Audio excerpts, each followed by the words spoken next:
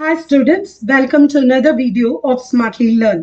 In this video, let's have some quick tips for the lesson Applications of Trigonometry.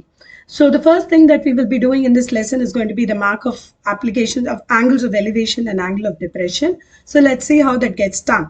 So for the angle of elevation, please remember the elevation has to be marked from a horizontal line. So if you place a vertical line like this, mark this as the angle of elevation. This is the easier version. Many students commonly make a mistake in angle of depression. Say for example, from the height of a building or a tower, you are looking down. So the angle of depression has to be marked initially from this part. You need to show this angle as theta, after which you can mark this as theta. Only this differentiates the angle of elevation from the angle of depression. So without marking this, if you mark this, the angle of depression is not exactly shown correct. So please ensure that you don't make this mistake. Then if there is a representation or an allusion to an observer, please note that unless and until the observer's height is given, the person is marked as a dotted line in the horizontal line.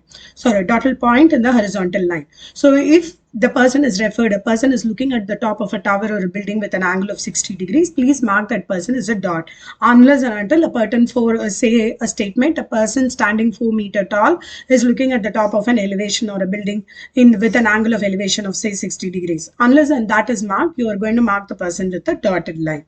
Then there may be two buildings cases wherein you will have to know which building is going to be taller or shorter, as a case may be. So let's mark two buildings like this. If I say from an top of a building, the angle of elevation of the other building. So that means the first building is shorter. From the top of the smaller building, I am looking at the angle of elevation of the taller building. So you can see which building is shorter or longer accordingly and place your diagram in that respective manner. This becomes especially important if there is no clear indication or if your lack of understanding as to what the problem is. Please ensure this helps you in guiding which is the taller and the shorter building. Then there may be cases wherein there will be a distance problem. So in this case, please be very careful. If there is going to be an aeroplane or a bird flying after 2 meters, it reaches from a particular point to the other, etc. Please ensure you see what is the time that is given to you. If time is given in seconds and your distance is marked in kilometers, please ensure you convert it into meters. Or if the time is given in hours and your distance is going to be in meters, please ensure you change it to meters per second or kilometers per hour uniformly.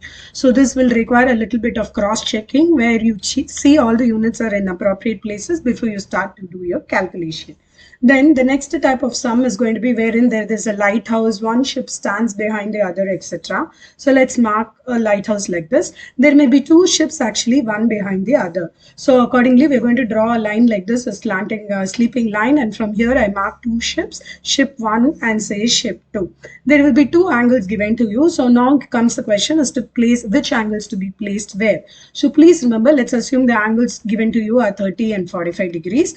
The bigger the angle, it has to be closer to the vertical line. So this angle will carry 45 degrees and this angle will carry 30 degrees.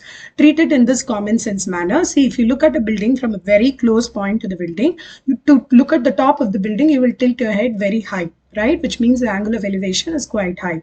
And if you look at the building farther away from a point, then you're not going to lift your head that much. So that means your angle of elevation that you look at is less. If you can keep this concept in mind, you will know where to place which angle.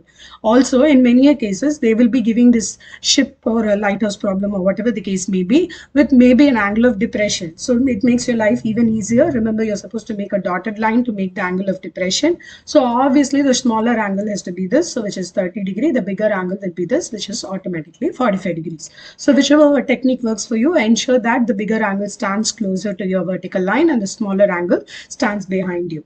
Then the other important problem that we see is the cloud-based problem, where they sometimes refer to the reflection of the cloud. See, this is, let's assume, is going to be the lake surface, and you're viewing the cloud, say, from a height above the lake, say 50 meters. You're looking at a cloud at the top, and there may be a reference of angle of elevation to the cloud from this particular point, and there may be an angle of depression referring to the cloud's reflection. So let's assume I'm going to draw the vertical and horizontal line like this. So this distance is going to be 50 meters.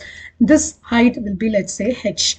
Then the distance of the cloud from the lake to the surface below will be h plus 50. Always the height above the lake surface, you have to mark it below the lake surface also. So let's assume this is angle of elevations and this is going to be 30 degree and this is angle of depression. So let's say mark it as 60 degree.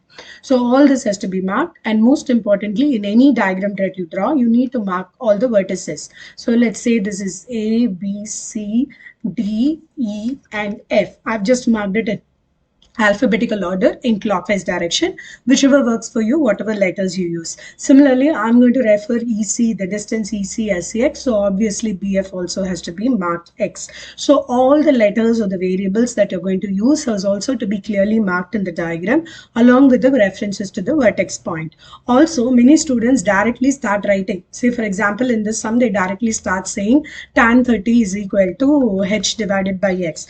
There's nothing wrong in it, but please be very sure you need to refer to the triangle also in which that is written out. So in this case, you have to say in triangle ABF, then, or just say in ABF, tan 30 is going to be H by X. And similarly, in triangle say BDF, you're going to have tan 60 is going to be H plus 50 divided by X. So this reference to the triangle in the diagram is also important, along with marking all the possible variables that you're going to use in the diagram itself. This diagram is like a declarative statement in the linear equations word problems where you define the variable exclusively in sentence, right? Here, everything is done in the diagram itself. So it is a declarative statement. One, it helps you organize your thoughts. Two, if and when you make any mistakes in your calculation, this diagram is going to help, especially for the examiners, to give marks, step marks especially. So the intermediate steps may be varying from student to student depending upon what kind of variable they used. So say for example, some students of mine, they think this as 50 means they take this total distance as H still, so they will keep this as H. So this part, whatever is going to be referred, when they have to be referred separately, they write it as H minus 50. So this is an alternate way of representing the same diagram. So whatever representation or however it works for you, if you mark it in the diagram, it helps the examiner give step marks if you make any mistakes. Also, this clarity of data has to be there in the diagrams and in your solution so that they will arrange your or organize your thoughts accordingly. And the last part of your applications of trigonometry is where you do your multiplications to simplify the values. Say for example, you get 80 into root 3 minus 1. If this is going to be your final answer, please mark this answer and write it in English. And if and when in the case or the new sum they have referred the value of say root 3 as 1.73, please use that value to substitute here and get the final values in decimal. So even that is very important. So ensure that you do this process as well, otherwise you will lose marks. Okay, so please be very careful and ensure all the things are done out here, because this is a compulsory question. In one form or the other, it is definitely going to come either in a case study or in a detailed answer, depends upon your question paper. So please be very prepared. 5 or 4 marks directly is going to come, and it's going to be a breeze if you know what you're doing. So prepare well with different word problems. And now that the time is short for your board exam, just run through the questions and see if you're able to draw the diagram. Once the diagram is in place, everything should fall in place again. In the next video, we'll have some quick tips for the lesson circles. See you in the next video. Bye.